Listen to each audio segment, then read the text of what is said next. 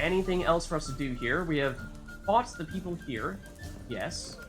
There's definitely more area over here to explore. Oh, we can run now! Imagine that. Hello, good people. Do you have anything valuable in these chests? Apparently the answer is no. I was rather surprised by this, in fact. There is more stuff over here, and more people who are popping up lungs. Why'd your hair go white? That's a long story. Even the chests? Do you have anything in them? Oh man. These guys are playing with my mind here. Surely, there's something nice up here, right? Okay, runestone. That's something at least. We are, however, very close to our waste capacity, so things like empty bottles and vials that are not terribly valuable to us, we might want to deliberately pass on them for now. Not that they weigh too much, but... and that's what that was, yeah. Seems like there could be stuff in here as well. Maybe just fires to extinguish. Those are definitely Gwent cards. Can we take them? And we have had a situation very much like that in the past, where we've been able to take such Gwent cards. Yeah, they're all over the place. I'm thinking, of course, of the Baron.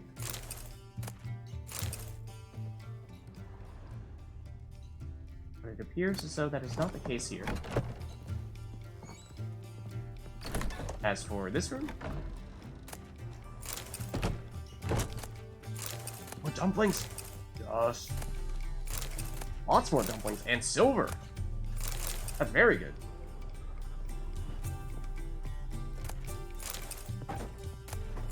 More silver? Okay. Definitely worthwhile then. Maybe the mug, not as much so, but we'll pass on that one then. And that. I suppose we'll take the water. Meteorite ingot as well. Not bad at all, actually.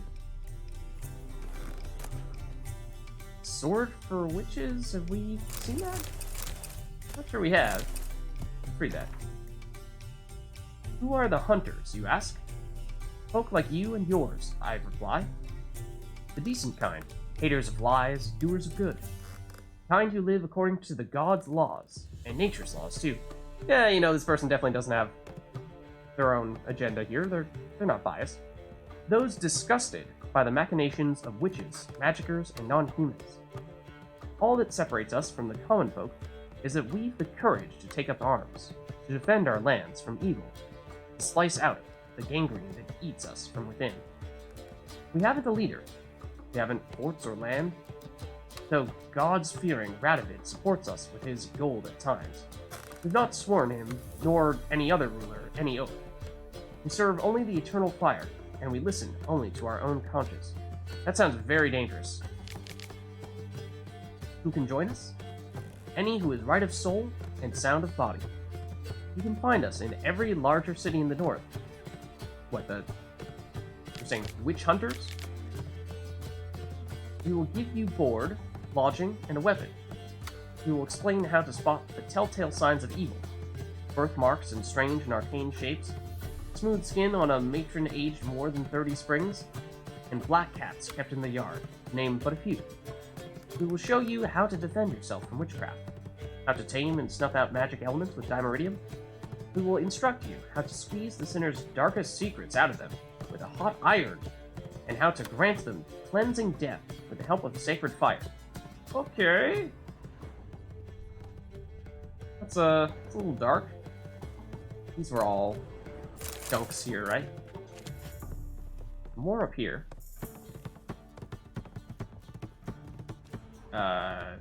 Yes, and it is lootable. More meteorite. I suppose it does make sense, given how these guys were saying they're hunting magic users, witches, and whatnot. Dimeridium and silver are effective against magic users and monsters, respectively. We've tried that spot. Okay. So I think that's everything up here. I thought there might have been a basement of sorts, though, as well. That might be worth checking out, too. Let's see. Was there a staircase going in the downward direction, or was I making that up? Hey, No, I was not making that up. why'd your hair go white? What is here? In that case, I ask. Hello, Sour. Thea? Excuse me. Calling Sourpuss. Those pelts weigh enough. If we pick up several of them, we are at risk of going back over our weight limit, but meteorite ingots. I will certainly take those. The rakes, we should probably pass on those. Yeah, actually getting a fair share, though. Quite strong. Crafting materials in this spot, though. That's good to see. But of course, gotta throw in the occasional dwarven spirits and red, dog tallow and whatnot as well, just to keep you guessing. Can't have everything beat silver and meteorite. That would just be too easy.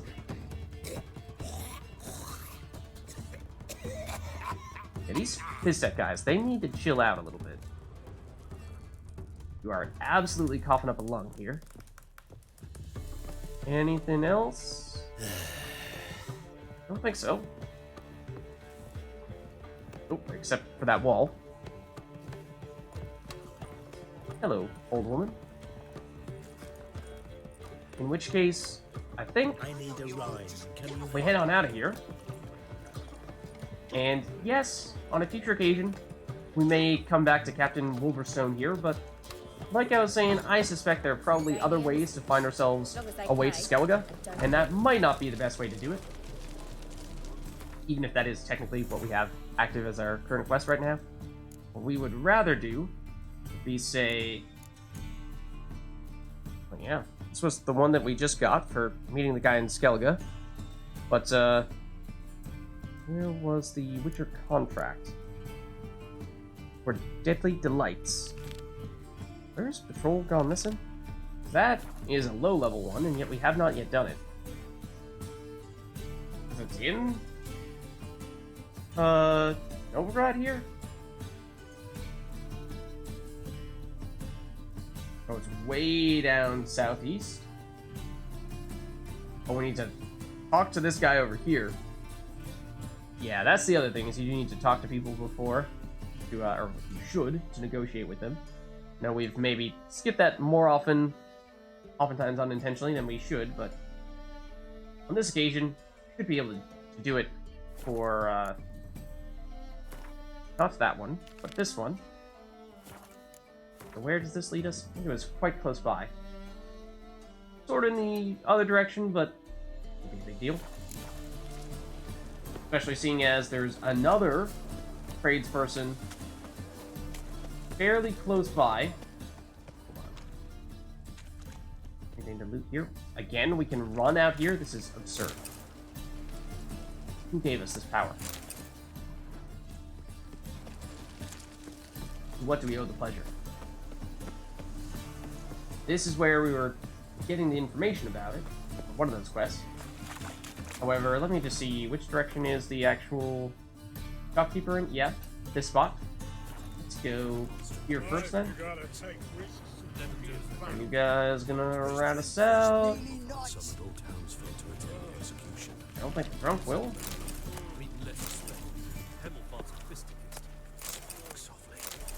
Coal, I think, is useful for crafting some armors and whatnot. Some metal-ish things. Guys, talking about anything interesting? Anything we should know about? That was an interesting sound effect that you had there. Oh! Lots of beaver people?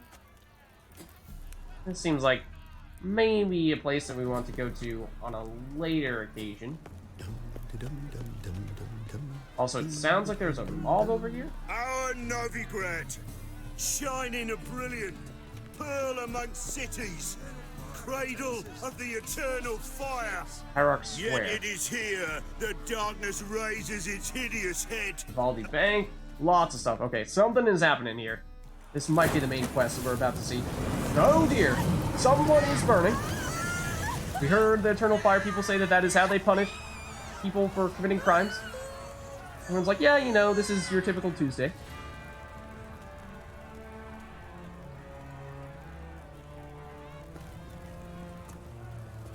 No evil can survive the holy fire. The holy fire enlightens, burns, and cleanses.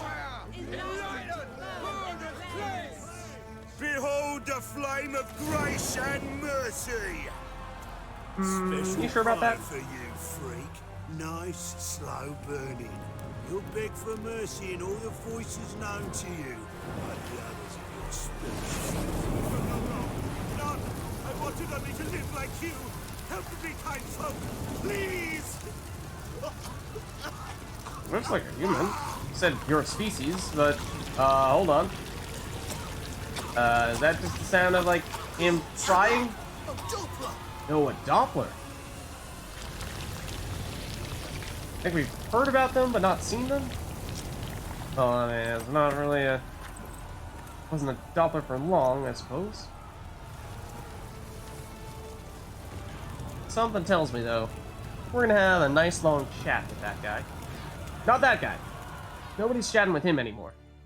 I'm talking about the torture. Sure hope Doo-Doo hasn't met the same fate. Huh? Caleb Meng and Felicia Corey. Hell, all these people. New quests, high stakes, lots of things we're learning about here. Okay, hold on. Let's maybe look at high stakes first. And what is it? Assuming it's not a treasure hunt. That would be rather odd if we learned about a treasure hunt from seeing people burn. Is it a main quest? Probably not a Witcher contract. That would make sense. I would think secondary, though. High stakes, yeah. 26. Find the scribe in the Passiflora and sign up for the high stakes Gwent tournament. Oh! We did hear, I thought, rumors about this previously. I'm surprised that it says it requires level 26 for us to play Gwent. Do we have to fight people to play Gwent? That would be a first. But who knows? Maybe. Anyways, I believe our tradesperson is nearby. Is it you? Oh, it's one of the Vivaldis, and I believe this was the person that we got the notice about, saying that he's a dirty, rotten cheater. So maybe just think about that. Also, do you have anything back here? There's Vivaldi, that is the family of bankers. Oh man, you had a nice shiny chest back there. I would like to believe that you had a lot of coins in it. Look who's here! The White Wolf himself in my humble establishment.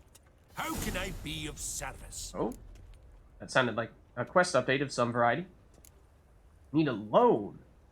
Interesting. Could we actually take out a loan with this guy? Convert currency as well. Ah, interesting. So he is truly a bank. We do have several forms of currency at the moment. What are they? Orens and crowns, and there's one other type as well, florins, I think.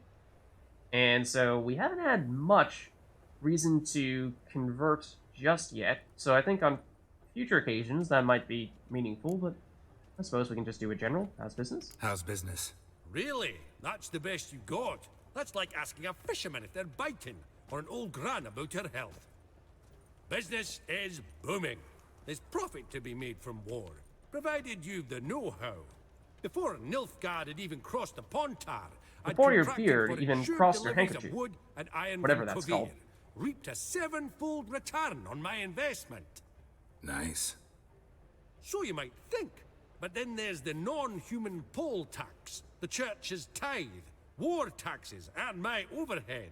Subtract all that and you're left with a pittance. A dozen or so chests and no more.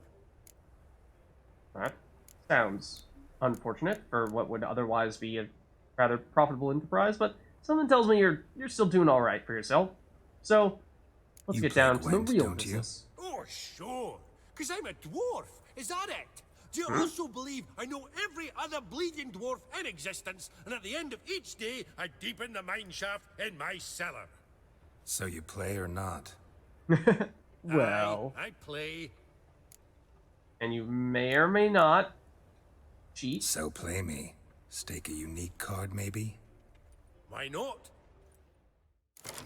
Okay, so yes, I suspect that he's going to be rather challenging to play against, and for that reason, again, we probably do stick with Northern Realms here. We've had a pretty good success rate with it thus far. If it ain't broke, don't fix it, I suppose, but we'll see. Well, we have 2 decoys. Wow. Okay, that means that getting the medic would be huge here. Unfortunately, we did not get said medic. And we have very little in the siege row, which is a bit of an issue because our leader ability is dedicated to the siege row. So I think getting rid of the siege nerf in hopes of getting a siege unit would be helpful. Now our leader card, our leader ability is a commander's horn, just it needs to be applied to the siege row. Then we have 2 commander's horns in addition to that, meaning that we could double both the melee and range row. However, we have very few cards to actually double right now is the primary issue. Range, we can make that happen. Yes. Melee, not much. Siege, basically nothing at all. So the decoys, likewise, I suppose we could play cards and then swap them out. So deliberately lose round 1 by having our opponent overinvest and then bring our cards back. It's gonna be a weird one. It's gonna be a really weird one. We might actually need the row effects in order to nerf because we're gonna have to play a totally different style. Buffing ourselves is not going to be terribly effective when we have basically no one to buff. So I'm thinking like there's so many things wrong with this hand that I don't even know who we swap out. I would say it would normally be the Siege Expert, because by himself he is the weakest. However, we want to have at least something to boost from our leader ability. But ideally have a stronger siege unit, and it will be, yes, a stronger siege unit. Okay, good. Chances were pretty good that would end up being the case, as we have our fair share of them in our deck. Okay, so what do we do here? I think we play our melee card, first and foremost. Then we want our opponent to continue to play melee cards, and we will do... What? Okay. So, it does mean that we have to go a card down if we want to win this round. However, it does mean that we win a round, which is in and of itself rather intriguing. I think we actually double the melee row here, because normally Commander's Horn would be quite valuable to us, but, I mean, next round we, double siege with our leader ability and double range with our other remaining Commander's Horn, and we're not going to have much use for the last one, because we've used all of our melee cards, so let's do this. Take the lead and then pass. We will draw a card from winning this round. So the card disadvantage isn't quite as large. And we drew Siegfried, so okay, we drew a melee unit, which is a tad unfortunate, because we would, again, prefer to be doubling up more on siege or doubling up more on range. And so for that reason, I think what we do is... we'd like to bait our opponent into playing more cards than we play through using decoys, because our opponent does have that card advantage. So if we were to just play every card this turn, it's likely that our opponent would still win. Who is best to play in this circumstance? Would be my next question. I think the answer is Siegfried. My only question would be, well, actually, no, I think the answer is Kira. Because what we do is, in round 3, actually, we're going to want to hold on to this card here, nerf melee in that turn, or that round, because that's going to be our primary way of making sure that our opponent has lower strength than we do.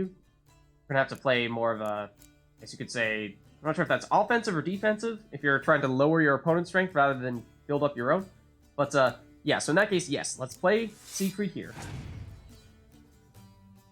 We're not going to nerf this time around, although it is perhaps tempting if you're playing Vesemir in the melee row, and we could proceed to nerf him. But the thing is, if we play a decoy, then I know we're playing against a computer right now, but it's probably still strong enough to know, or smart enough to know that we're going to pass if we play a decoy card. So I think we go Kira as well. We want our opponent to play, well, I suppose, just about anything strong. And 2 cards in the melee row? Is that reason enough for us to try to go all out here and actually win round 2 after all? What we would do is we would nerf melee, drop our opponent to 2. We'd have 6, because Kira would still be 5. Siegfried would drop down to 1. We would take the lead, though we'd be down a card. Which is tricky, because it's still hard to know as to exactly... Oh, but some of our cards are decoys, so, like, not only does our opponent have a card advantage, some of our cards are not directly dealing damage at all. So yeah, I really think we do need to do this pretty much right now. Kira is more valuable to us. Does our opponent pass? They should. They don't. Oh, okay. So this is good. Our opponent is significantly overinvesting, and this is almost further reason to justify trying to use a melee nerf here. I mean, they do, from this card here, Fighting Frost, get lowered down to 1 apiece. However, Commander's Horn will double them to 2, so there'll be 4 collectively. We would have 1 from Siegfried, because we'd be lowering him down to a 1 in the process. Could swoop in and play Akira and then continue to take the lead there, but still feel like we probably want to prepare ourselves again for the next round. And I mean, if our opponent does not realize now that we are trying to play for the next round, then that is kind of sad. Wow. Okay, they continue to play good cards at that, and this would be a great way for us to, again, completely obliterate their side right now by lowering all these cards to what would be 2. But tempting as that may be, we now have a card advantage. That, again, I don't remember what the Scoia'tael bonus is when you win a round, but with that card advantage, and some pretty decent cards, no less, we have these guys who will deal double, or have double strength when they're played together. And we have 2 of them, obviously. And then we can double them again with Commander's Horn. That seems like a good recipe for success there. Now, Kira will also get doubled in the process from the Commander's Horn. Can nerf melee, which means that if this person has a bunch of melee cards, then we can continue to nerf them. Siegfried would get nerfed in the process as well, whereas Trebuchet would be unscathed, and we could double that with our leader card as well. Our opponent has played their leader card, so, you know, we have that advantage as well. Yeah, I think we pass here. Now, this would be incredibly silly if our opponent continued to play cards here. Yeah. So now we have 1 card advantage, and we have a leader ability as well. So that's really 2 card advantage. Okay, so we want our opponent to play as many melee cards as possible, again. And maybe we play Siegfried first. I mean, I'm not sure that's really going to do anything in the virtual psychology of this other person. Except if you're... I mean, yeah. Focus on the melee. Do what you want to do in the melee row. I don't really mind that at all. Because, well, we have big plans for range and siege. If you nerf those, then yeah. Range actually was going to be our best row. So that is unfortunate. And we don't have a way to remove that. However, these guys will still double themselves and get doubled again when we play Commander's Horn. And if you play melee, that's fine. Just keep doing that. Will they still get doubled to 2? They will. That's something, at least. Playing all melee, I love it. Now we double, and it is still going to be the range row that is better to double, because we're going to be nerfing melee momentarily, probably next turn. So our opponent thinks they have the lead, and they pass. Or they actually have one more card. Probably a card that removes status effects, or removes weather effects. So now we nerf the melee row. And that devastates our opponent. We've already taken the lead here. That was enough in and of itself. However, we can proceed to DM and just see how far along we would have come had we played the siege card and then doubled up the siege row as well. Plenty of margin for error there. So yeah, it does look like passing in round 2 was ultimately the way to go. I was concerned at the beginning there. Looked like we had quite a poor hand. The last time I was so thoroughly thrashed. The card's yours. Tried your best. Tell me, who else would have worthwhile cards? Yeah. There's Marquise Serenity, for instance. She don't boast about it, but she has one of the best decks in town, and uses it damn well. I know what I'm talking about. Do you now? Okay. Gwent City, big players. I think that was probably one of them right there. We got Vesemir as well. Okay, I think I saw him play Vesemir. I think he was a 6 strength unit that was neutral, so you could put it in any deck, and that is not bad. Let's, yeah, look at Northern Realms and Vesemir here. 6 strength, melee row. So that means that he's basically just a better version of, say, Zoltan or any other 5s with no special abilities that we have. Siegfried as well. We could swap out a range unit for a melee unit if that felt like we wanted a little bit more of a melee balance, but I think for the most part we are pretty mixed. We're a little more siege heavy than anything else, but that's useful because we of course have the leader ability that guarantees that we will double our siege row, so that is preferable. But yeah, I think we probably want to keep the close combat versus range row balance fairly consistent here. So that probably means swapping out one of our 5 strength melee cards, so it's either Siegfried, Zoltan, or this guy who I don't really know, and because, sorry, I don't really know you, get out of here. And we will replace you with Grandpa Vesemir. Okay, so we're slightly stronger. It is nice to see that we can throw in a card that is definitely an upgrade for us. Oh, and, wait. You're also a shopkeeper, though. Did we actually... Well, you're a banker. Can we actually... We can convert currency, yes, but can we actually sell things to you? Till next time. Maybe not. Maybe not after all. So in that case, we saw terrible things happening here, of course. Yeah, it still remains those terrible things, no less. There is another notice board. We should probably check that out, and another shopkeeper as well. Might this be someone who we can actually actively trade with? Marcus T.K. Hodgson. White hair, yellow eyes, slashed face. Just like he said. Do you know us? You look like a bookkeeper, of course. Geralt of Rivia, known as the White Wolf, the Butcher of Blaviken. Geralt of Rivia's enough. What is it? A man came to me a Might be few a fan? years past, paid me to keep a book for you, said you'd come for it one day. Oh? Who was he? He didn't introduce himself. Very suspicious. But the book has a red cover, that I remember. I'm sure I've not sold it. Yeah, you have a lot of books here with Right, red covers, see though. if I can find it. And Are you perhaps serious? glance at the others while you're at it. Nah, this is all just a sales pitch. We do this? Can we Be glad to buy and look sell over what books? you got. We certainly have our fair share of books. Let's see. Yeah, I think the gray ones are ones that we have already read. Let's just confirm if we can do that based off of titles. Oxenfurt, I think we read that. Last Wish. Any names that I recognize here? Sure, this one looks dramatic. Wild. No, we've definitely read this. Is it the other way around? Have we read the ones that are bold or like brighter and not read the ones that are grayed out? That seems odd. But I think we have our fair share of books somewhere. Not even sure where in our inventory we technically keep them. Over here. Well, we could probably confirm that theory.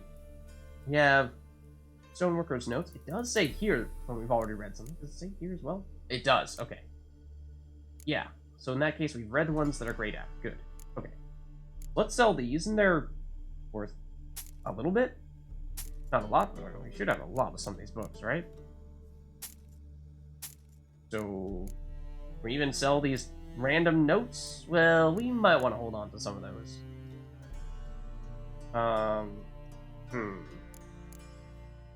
Like, random... Like, some of these are related to quests, like Hendrick's notes, Loris Reardon's diary, Ladies of the Wood, assuming is a reference to the crones, which we may no longer need. I suppose we could still buy them back from this guy if we later realize that we do in fact need them. Richard George's journal, I do remember that. Don't remember who this is. But yeah, I'm assuming that for the most part, things that we've already read are pretty safe to sell. Now that one's 1 coin rather than 8, which is maybe not so significant. We've not read these. Oh, that's because we saw them on a notice board and for all intents and purposes have read them, yes. We have 5 of Gnomish Prankings. Let's please sell all of them. Scribbled document. Okay. 6 of this. Oh, this is one that we found recently as well that I was like, oh, I'm not sure if we read this. No, we definitely have. Wonders of Zerrikania. Yes, I remember picking that up many times before. Okay. Yeah, these are all the ones we have a bazillion of, so it is perhaps very much a good thing for us to finally find this guy. I'm not sure if anyone else would have bought books from us. Maybe the general shopkeepers do as well. But, this is definitely... I mean, they don't have weight. So it's not like they were actually weighing us down, but good to at least get rid of some of the ones that we have a bazillion of, right? What's this one? It's actually worth more? I don't know. I don't know how it determines which books are worth more than others. Yeah, so I'm deliberately not selling the notes, because it seems like those are maybe more likely to be things that we might want. I don't know. There's probably a right and a wrong way to do this, or maybe there isn't. Ballads and Hymns, yeah, we've seen that one a lot. Fire Swallower, I do remember that one. Elven Sages, sure, get out of here. Never want to see you again. The Bear Legend, I do remember reading about the Bear Legend. How could you forget about humans turning into bears? But it's a myth. It's not real, guys. Don't worry about it. It's definitely not going to happen. It's definitely going to happen. It's the end of the world. Okay, we have now made the shopkeeper broke. So we could proceed to buy some of these books that we've not yet read. But I feel like, well, we'd have to do a bit of a story time session if we were to do that, right? Because chances of us buying these, not reading them immediately, and then remembering later to go back and read them are next to 0. They're like infinitesimally close to 0. We probably don't want to do that. I suppose we could have a bit of a reading session though. Let's buy all the ones that we don't have. Oh, they're like kind of expensive though. On second thought, maybe we come back here on a future occasion and see if there are more that we just happen to find along our journey, and therefore save several hundred, maybe even as much as 1,000 coins in the process. Yeah, you know, I'd rather not spend 1,000 coins on books right now. Come to think of it. Let's at least read this, I suppose. What a wolf is, every man knows. Who hasn't heard them howling at nights or seen their tracks in the snow come morning? Who hasn't felt a cold chill run down his spine when he catches sight of a pack of 5 of them hunting in the woods? These beautiful animals are treated by men as enemies, and not without reason, for they attack our flocks and will even kill our horses during times of deep frost. Yet they are noble beasts, endowed with great intelligence and displaying a strength and independence that no man can help but admire. Sure. A message from an old friend. Yeah, what is this one? Let's check this out. Assume it's a secondary quest. Message from an old friend. Find a book with a red cover using your Witcher senses. Okay, at least we can use our Witcher senses to find this. I was going to say, if we have to look through every single book in this area, then no thank you. And no level requirement would suggest that it is, perhaps quite literally, just browsing the library. So Geralt stopped by a certain Novigrad book merchant whose owner recognized him at once. He said someone had left a book with him a long time ago. A long time ago. It is weird. With instructions to give it to Geralt if he ever got the chance. This naturally piqued the Witcher's curiosity. Sadly, the book dealer did not know the book's exact present location, only that it had a red cover, and that Geralt should look for it in his stacks of dusty tomes and manuscripts. So, theories as to who that might be? I mean, my first impression would be that it was Vesemir, because Vesemir is an old friend in more ways than one. There are probably others that fit that description as well. Okay, I mean, is it right there? Merry Adventures of Muriel, the Lovely Harlot, Illustrated Edition. The What? Merry Adventures of Muriel, the Lovely Harlot, adorned with humorous engravings. Really? Sure about that? Okay. Sure. And, guess we'll check it out. Down here, probably at the bottom somewhere, right? I missed the prompt because I'd being a little slow to click over to it because I was so busy thinking about, is that some kind of joke? Or is it actually, I always forget what technically the correct way to look up your books was. I mean, obviously we just sold a bunch of books from this tab over here, so I was assuming this is where we'd find it. Not that one? I mean, in theory it should also be one that is not grayed out, right? That would suggest that we've already read it, but there aren't many of those. Quest item, though? It's probably a quest item. It's probably this. Yes, okay. What is the deal here? On one occasion, Muriel went on a journey to see her auntie in Maribor, accompanied by her nursemaid. Their path took them through a forest. In this forest lived a raucous troop of bandits. This infamous group was led by Flynn Selms, and all the king's men had been unable to bring them to justice. Alas, such was Muriel's great misfortune that these bandits chose to attack her carriage. Muriel's nursemaid was old, blind, and deaf. She did not wake when a tree fell in front of their carriage with a loud thud, nor when the bandits fought a fierce battle against their guardsmen. When Flynn ripped open the carriage door with his muscular arms and stepped inside, Muriel had to deal with the danger herself. "Make our guests comfortable, young lady," the old nursemaid muttered in her sleep. Muriel obediently carried out her instructions. Huh? Oh, dear. Now, you know what that means. Okay. But, like, what about it? Is that really it? Or is that a phony? Did we complete that quest? I just didn't even realize it? No, those are Witcher contracts. Secondary quest. Message from an old friend. Find book with the red cover. My guess is that that was just another red book cover book. Not the real one. It's a red herring, if you will. I assume we can go up here. Maybe this is actually it? The treatment of furuncles through cauterization, a study. The treatment of furuncles through cauterization, a study. Seems more likely than the previous one. But probably still not gonna be it. Everyone's seen a boil, usually more than they'd care to. These deformities don't just mar your beauty, they can be signs of disease, or even the disease's cause and epicenter. If your lungs wheeze and your heart flutters, or if you're just sick of pustules, you can carve them off and be free of this ill for good. When you go to carve off a boil, use sharp knife, which you had a dog lick thoroughly beforehand, for a dog's tongue works wonders in healing wounds. You gotta be brave as you go about it, slicing as confidently and steadily as if carving off a hunk of cheese. Quickly cauterize the resultant wound using a red-hot poker. Don't pay any mind to the screams or tears. Pus, bile, and other humors need to be gathered in a basin. Humors need to be gathered in a basin, and then dumped in a pit, and a pit covered, else the illness might return. Okay.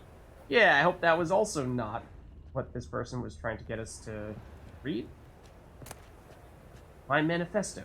Life of Jacques de Aldersberg. Okay, now that's a familiar name. Was this the friend you were speaking of? Friend is maybe a strong word to describe this person. My manifesto. Must be it. There's a letter inside. Okay, let's see. The reasons for choosing Jacques de Aldersberg as Grandmaster remain a mystery. The Order of the White Rose had gone through a crisis in those times and was on the verge of collapse. So one might guess that the Brethren wished to have someone decisive as their leaders, someone with a clear vision. De Aldersberg was precisely such a man. One of his first decisions was to change the Brotherhood's name to the Order of the Flaming Rose. The most puzzling aspect, however, is that the Order, and the King himself, decided to trust a man who, for all intents and purposes, had appeared out of nowhere. They said he was a wanderer, an itinerant priest, who moved crowds with his speeches, declaiming non-humans. They say he worked miracles and showed his flock visions of a world destroyed by the White Frost. He was undoubtedly a man of great charisma, one instilled with unshakable principles, which he in turn tried to instill in others. Was he truly a source? Was he indeed gifted with raw magic talent? That we will never know for certain. I mean, we have pretty good sense from Witcher 1 that was the case. Letter from A? What? What's this? From Aldersberg? Geralt did say there was a note in this. Witcher. In the ocean of possibility, apparently that's a phrase, some events are more likely and some less. It is not easy to fish out the first, not even when one's intellect stretches through all time and space. Whoa, are you... Okay, weird flex, bro. I left this letter for you in hope that, despite all odds, you will come across it one day, for I must warn you. Mankind is threatened. The prophesized destruction by the White Frost is not just the babbling of some mad she-elf. Perhaps I will have the opportunity to convince you of this in person. Still? If so, that's very concerning, seeing as how... Witcher 1 spoilers. He killed you? If not, I must rely on this letter, which you will read many years from now, at a time when you know more than you did when we first met. That's freaky. That is true, yes. Know that nothing will save the world except preparing its entire population for this catastrophe. The old tales say a child of the elder blood can stave off the danger, but I tried and failed. You're saying that you were a child of the elder blood and you were, I mean, you didn't succeed, maybe, but that doesn't necessarily mean that you were the prophesized child. Ever since I have been haunted by a hideous vision, a crowned wraith, the specter of my failure. I mean, we do, of course, know another child who's supposedly of elder blood. I was the chosen one. You sure about that? According to who? You? And the chosen one failed. Sorry, buddy. I don't think you're the chosen one. You and your brotherhood are our only hope. When the time of the wolf's blizzard comes, men shall perish, and only the Ubermen will survive. Who are the Ubermen? Your duty is to give the world Ubermen. What? Like superhumans? Like Witchers?